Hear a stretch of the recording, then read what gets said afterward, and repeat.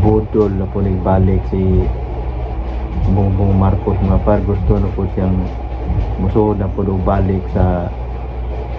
pamilyang Duterte kay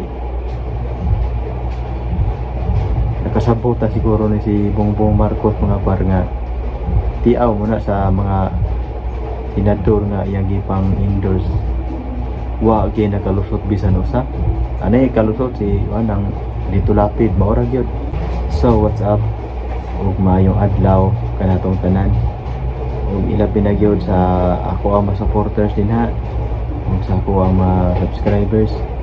ug sa ako mga viewers. Daghan kayong salamat ninyo mga par sa inyong pagsuporta.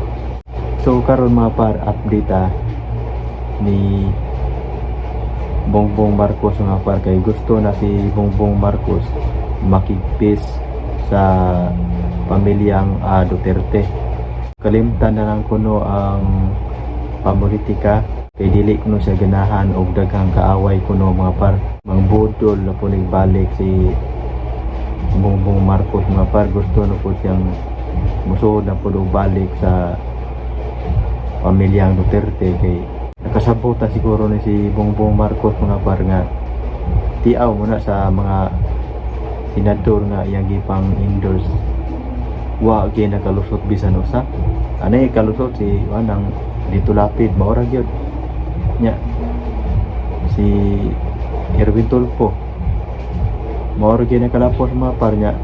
kana si Erwin Tulfo dili ko gina ma-consider nga siya po yung nakapadao kanan ilado naman na daan si Erwin Tulfo samo ta siguro kung dito pa na sa PDP si Erwin Tulfo mga par nya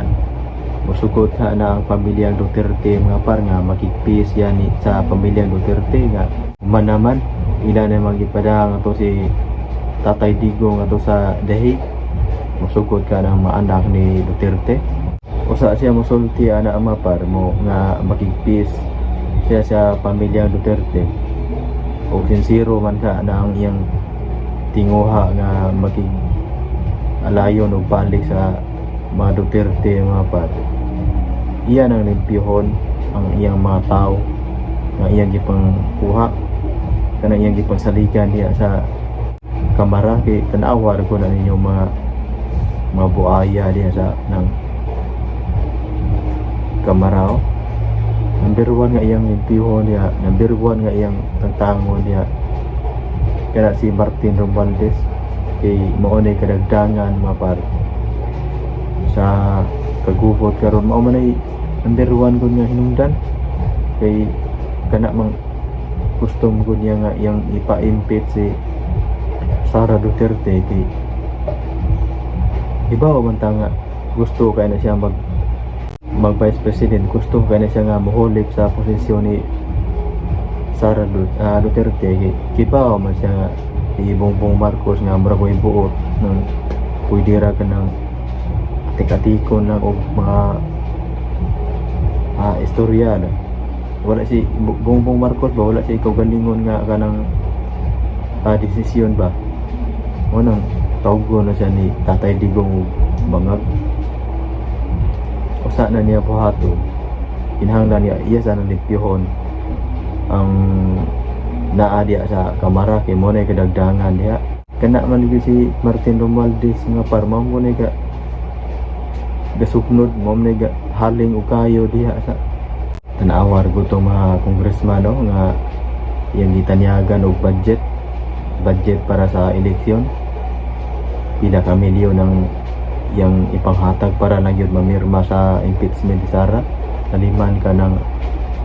215 ka buok congressman ang nipirma kinsa may di maika ganang minilyo ng ibayad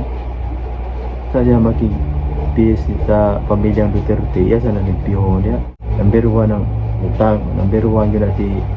Martin Romualdez nga mawa ang ngayon nga mawa na diya. Daghan kayong salamat mga par sa inyong pagsuporta sa akong channel.